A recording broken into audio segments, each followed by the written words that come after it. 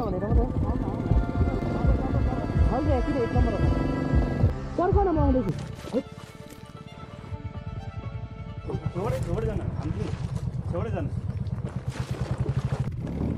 यस्तो डरलाग्दो भिड छ यहाँबाट यस्तो जग्गामा चाहिँ रुट छ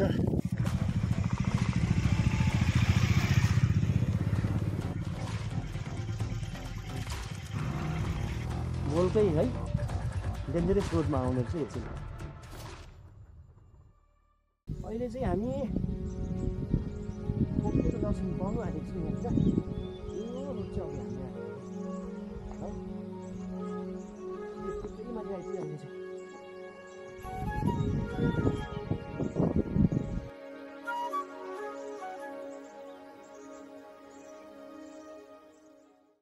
अहिले पनि हामी चुवा भन्ज्याङको लागि निस्किरहेको छौँ र यो चाहिँ सिङसुर ब्रिज नरेश्वरमा चाहिँ चिवा भन्ज्याङतर्फ लाग्दैछौँ अहिले चाहिँ हामीले पास काटिसकेको छौँ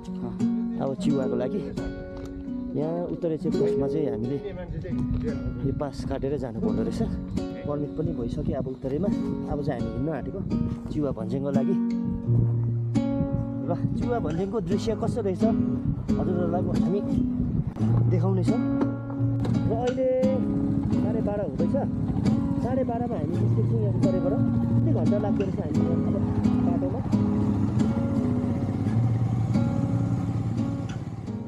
अहिले चाहिँ हामी सोपाकादेखि उकालो चिवा भन्ज्याङपट्टि जाँदैछौँ निकै माथि बाटो चाहिँ यस्तो रहेछ यहाँदेखि माथि अझै खराब छ भन्दैछ उत्तरेबाट हाफ एन आवरमा चाहिँ यहाँ सोपाकादेखि माथि चिवा भन्ज्याङ जस्तो लाग्दैछ होइन ठिकै गएन नि बिस्तारै क्यामेरामा आउने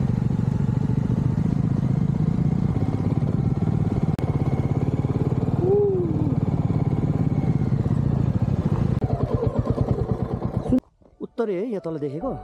उत्तरे कि सोपाखा हो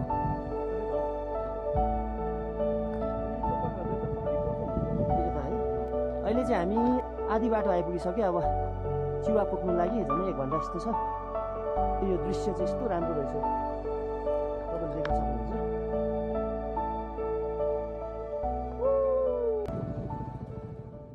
अहिले चाहिँ हामी चिवा भन्ज्याङ जाने खोलापट्टि फेरि अडालो जाँदैछौँ खोलाको बगर जस्तै रहेछ यहाँ चाहिँ जानु त गइयो उकालो आउँदा चढ्ला कि यो बाइक आमा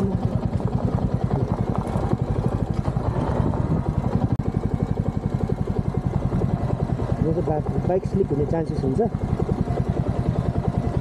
स्लिप भयो भने खोलामा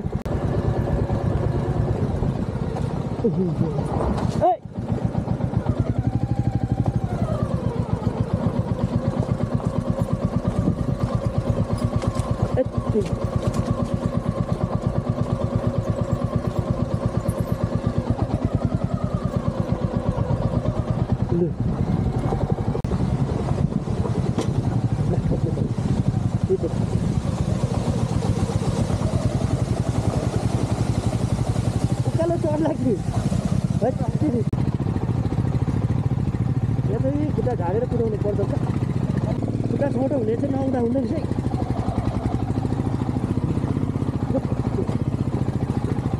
खोलादेखि तल बाटो रफ गर्नु भन्दै थियो एकदमै भयङ्कर रफ हो यो अलिकति पनि होइन जाडो पनि बिस्तारै हो भाइ यहाँ पिछे छ तपाईँ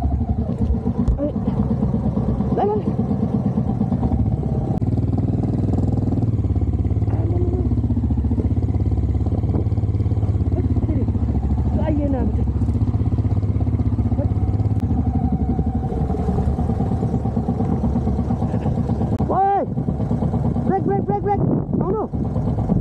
एकछिन म आउँछु ब्याक छ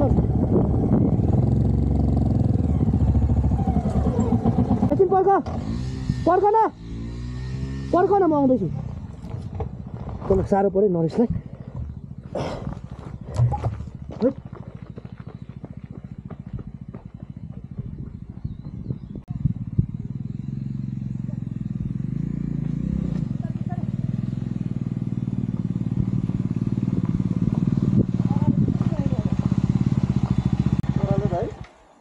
छ ओह्रालो कसरी आउने अब जानु भने हिँडेको 1 घन्टा बाद चाहिँ हामी यो चित्रै आइपुगेको छौँ बाटो चाहिँ यति साह्रो डरलाग्दो रहेछ सायदै फर्स्ट एन्ड लास्ट होला अब झन्डै साथी चिप्लिहाल्यो तल यो चित्रेबाट माथि चाहिँ हल्का चिसो हुनु थाल्यो अक्सिजन लेभल धेरै कम्ती भएछ त्यसको बाटो चाहिँ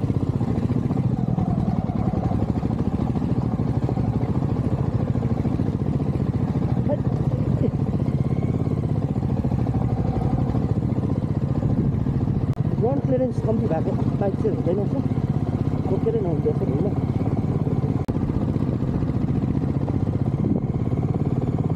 डरै लाग्छ सेडिङ चाहिँ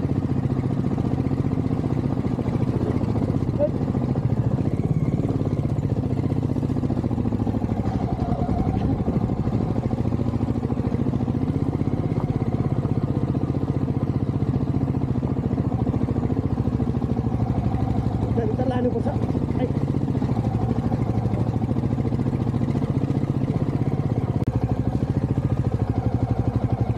वर्ल्डको डेन्जरस रोडमा पनि यो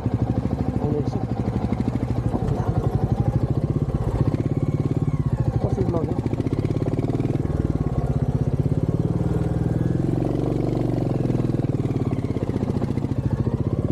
औ नरेश आऊ न यहाँ साह्रो पऱ्यो त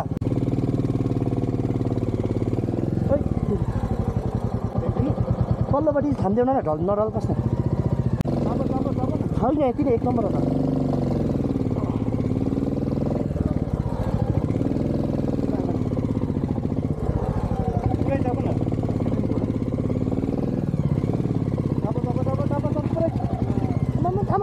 थामिदेऊ पुरै हो यति नै हो त क्लचमेट जान्छ होला ओ थामै अलिक खेलिदिनुहोस् न आएर अब न किन क्लच छोडेको क्लचमै छोड न कहाँ छोड्दाखेरि फाइनल्ली 2.5 आवरमा चाहिँ हामी यहाँ चुवा भन्ज्याङ आइपुगेको छौँ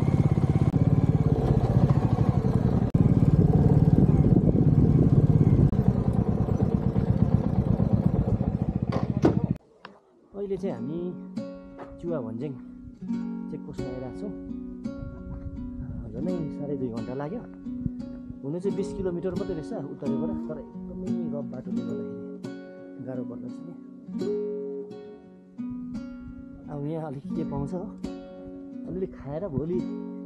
मात्रै हामी फर्किने विचार गरेको छौँ